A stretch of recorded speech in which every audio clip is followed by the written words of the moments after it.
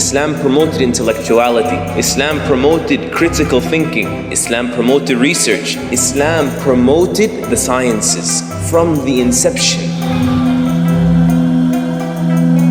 Our deen, our religion began with what? Iqra, recite. Our deen came with Rabbi zidni ilma, oh my Lord, increase me in knowledge. It's in our Quran 1400 years ago. Our Prophet ﷺ said, whomever practices medicine without being known to be skillful in medicine, then he is liable here in court and there in the hereafter Meaning medicine is not a game. Go and study it, become known for it, become skilled in it, then practice it. Our Prophet ﷺ, he said, Allah did not send down a disease except that He sent down for it a cure. Whoever knows it, and whoever doesn't. Meaning go look for it. So the likes of this is what spearheaded Islamic civilization, where their religion and their worldly life, they went hand in hand. And that's why you have, for example, in the 10th century, Avicenna, Ibn Sina, who, as William Osler says, the Qanun, the canon of Ibn Sina, was the medical library in Europe for longer than any other book in history. In the 9th century, you have Al-Khwarizmi, the father of algebra. The Columbia History of the World says that modern trigonometry, algebra, and geometry are, in considerable measure, Arab creations. They mean Muslim creations. The 10th century, Al-Hazan, you may not know there's a crater on the moon that they call Al-Hazan. It was named after Al-Hazan, meaning Al-Hassan ibn al-Haytham, who died in 965 Common Era.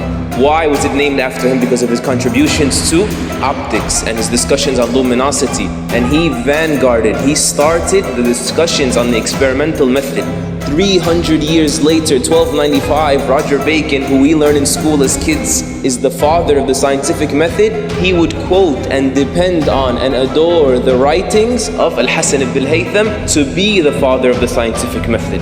The House of Wisdom, Baytul Hikmah in Baghdad, centuries ago, that was the world's largest repository of books. No one valued books the way we did. And that's why even when the Mongols attacked the Muslims and they took over, they said, what is this? They burned down the library and they took the books and threw them in the Euphrates River to such a degree that you could not drink from the river for days because of how much ink contaminated the river. That's how many books were there. There were more books in the street of Baghdad than there existed in cities in Europe. And then there's Cordoba. What do you know about Cordoba? Cordoba is Muslim Spain, southern Spain. Just to give you a snapshot of what it looked like in the 10th century. And if you want to cry, cry, but not for pessimism.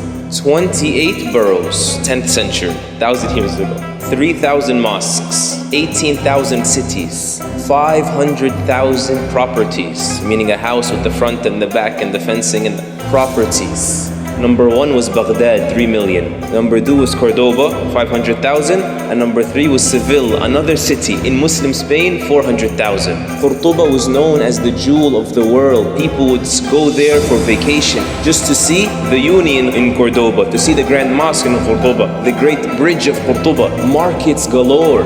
And you imagine markets for flowers, other entire markets for rare flowers, markets for fruits and vegetables, markets for rare animals, markets for all different kinds of paper, all of this, and then the streets. The streets of Cordoba, can you imagine? This Islamic civilization in the 10th century was paved in stone. In Cordoba, the streets had street lights in the 10th century. You know, there's a famous letter, even speaking of the University of Cordoba and the Umayyad University as well, from the English king of the time to Hisham ibn Abdul Rahman, who was the governor of Cordoba at the time, asking him permission, the king, that his daughter and the members from the royal court can go study in the University of Cordoba. You know what that means? That means, number 1, that this was an intellectual hub in the planet.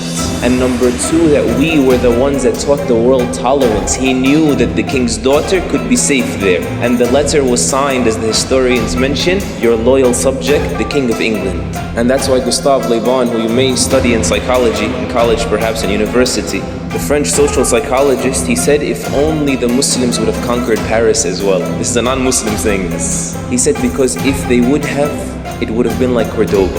He says, for 600 years we depended on the Muslims to translate for us Greek philosophy. He says, and you walk through the streets of Cordoba, you find that the people can read and they can write, and some of them even know poetry, in an age when the kings and princes of Europe could not spell their names in their own languages. The first Islamic hospital in the world was in Damascus, Syria. 700 years, meaning before Paris had its first hospital, Cordoba had 50 hospitals. All this is what? Why am I mentioning all this?